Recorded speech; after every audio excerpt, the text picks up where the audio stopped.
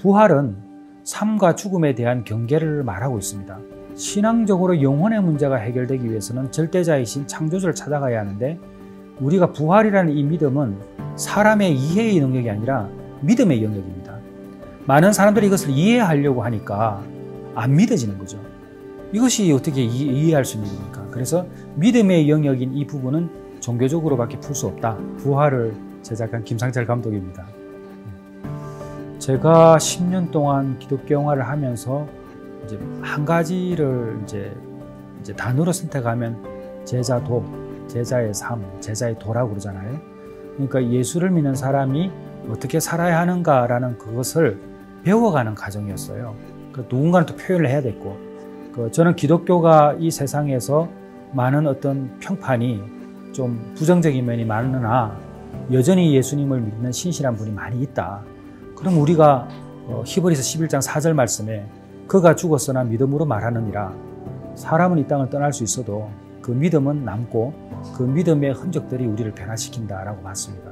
저는 이제 그것을 영화적으로 이제 표현을 해낸 거죠. 부활이라는 이 주제에 부합하도록 부활을 가장 잘 설명할 수 있는 곳을 찾아갔어요.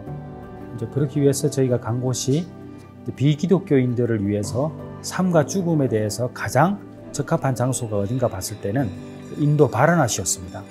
바라나시는 이제 삶과 죽음이 혼재하고 있는 곳이다라고 표현할 수 있는데, 바라나시에서 이제 보게 되는 화장터죠. 그곳은 매일 100여 구의 시신이 화장이 됩니다. 그 화장이 되는 사람들은 24시간 전에는 모두가 예외 없이 살았던 사람들입니다. 그러니까 24시간 전에 살았던 사람들이 24시간 후에는 화장이 되고 연기가 되어서 사라지는 것이죠. 그래서 그곳에서는 삶과 죽음이 함께 혼재되어 있습니다. 그래서 인도 바라나시를 가게 되면 삶과 죽음을 볼 수 있는 곳이기 때문에 인간의 태어남과 죽음을 볼 수 있죠. 또 하나는 이제 이탈리아 로마에서 봤던 카타콤입니다. 카타콤은 무덤이잖아요. 그러니까 수도원이 진리에 굴복한 사람들이 모여있는 것이 수도원이라면, 인간의 유한성에 굴복해서 인정한 사람들이 모여있는 것은 공동묘지고 무덤이에요. 카타콤은 그런 곳이죠. 그런데 이 카타콤은 어두컴컴한 곳인데 유일하게 빛이 들어오는 곳은 환풍구인데, 그 환풍구는 자기 무덤을 팠던 그 출발점이 그곳이에요. 결국은 무덤을 팠던 사람의 그 첫 출구가 지금의 환풍구가 되어 있는 것이죠. 깜깜한 그곳에서 죽은 사람들과 함께 있었던, 부활을 꿈꾸었던 사람들의 그 내면에 무엇이 담겨 있었을까를 생각할 수 있는 것이 카타콤입니다. 이제 그런 곳을 다니면서 당대의 석학이라고 할 수 있는 이어륜 교수님의 그 철학적인 사고, 인문학적인 그러한 말씀들을 덧붙여서 이렇게 진행하는 그런 이제 작품입니다. 이어륜 교수님은 말 그대로 이제 정말 이분이 기독교를 신앙으로 가졌다는 것은 한국 기독교 사회에서도 특별할 만하다라고 말하는 분들이 있을 정도로 일대 사건이었죠. 그래서 이분이 말하는 부활, 이어륜 교수님이 뭐라고 그러셨냐면, 현대는 죽음이 죽어버렸다라고 표현하셨거든요. 죽음이 죽어버렸다는 이 말은 죽음을 묵상하지 않는 거예요. 이용규 선교사님은 이제 말씀 그대로 역사적으로 좀 설명해주는, 이용규 선교사님과 이어륜 교수님은 이것을 일반인들에게 부활이라는 것을 어떻게 설명할까? 그런 점에서 이용규 교수님은 신앙인의 입장에서, 또 이어륜 교수님은 비신자의 입장에서 충분히 설명을 해 나가면서 나중에는 교집합이 나오는 이제 그런 역할들이 이제 되고 있고요. 천정은 자매님 같은 경우는 만남 자체가 저에게는 떨림으로 좀 다가왔죠. 제가 들을 때는 죽은 사람이라고 그랬거든요. 근데 죽은 사람이 살아있는 사람처럼 오히려 더 적극적으로 복음을 전하는 모습을 봤을 때에 너무 놀랐죠. 하나님이 예비하셨구나 라는 부분을 느끼게 됐죠. 일단 권호중 배우님은 항상 저와 이래 작품을 할 때 이런 말씀하세요. 본인은 자격이 없다고. 항상 그래요. 제가 볼 때는 항상 겸손한 분이세요. 이렇게. 제가 영화를 전공한 사람이 아니잖아요. 권호중이라는 배우를 왜 하나님께서 나에게 붙여주셨을까? 그분은 반평생을 배우로 살았잖아요. 그러니까 저에게 좀 가르쳐 주세요.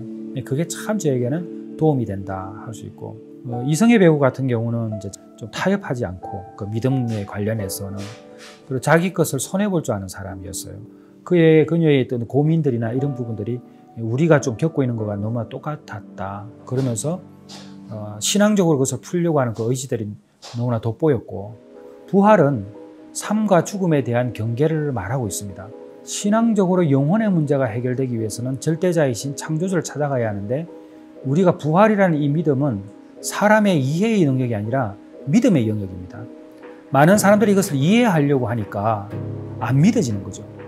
이것이 어떻게 이해할 수 있는 일입니까? 그래서 믿음의 영역인 이 부분은 종교적으로밖에 풀 수 없다. 저는 기독교를 믿는 청년들은 좀 불편하게 살면 좋겠다. 남은 안 하기 싫은 일 좀 하면 좋겠다. 도전하면 좋겠다. 이런 마음이 좀 들어요. 정말 옛날에는 복음 이 하나만 듣고도 뜨거운 가슴을 안고 선교지로 흩어진 사람들이 너무 많았어요. 그러니까 예수 그리스도가 하나님이시고 나를 위해 죽으셨다면 그분을 위한 그 어떠한 희생도 결코 크다고 할 수 없다. 이 시티 스터디 신앙 고백이거든요. 이 한 청년이 회심을 하고 나니까 아프리카가 변했잖아요. 근데 오늘날에도 이 일이 분명히 일어날 텐데 왜 눈에 보이지 않고 들리지 않는 것일까? 특히 한국교회. 우리 청년들이 야성이 많이 죽었다. 과거에 비해서. 교회가 지금 너무 힘듭니다. 교회가 힘든 이유는 하나님이 문제가 있는 게 아니잖아요. 결국은 우리의 문제거든요. 그럼 우리가 왜 문제가 될까? 우리의 삶이 달라졌기 때문에. 그러니까 주장만 하면 안 되죠. 기독교가 문제라는 것을 그렇게 하지 말고 살아내는 게 필요해요. 그럼 저도 마찬가지입니다. 그래서 우리가 좀 이렇게 한국 기독교의 청년들이 좀 능동적으로 좀 이렇게 도전하자.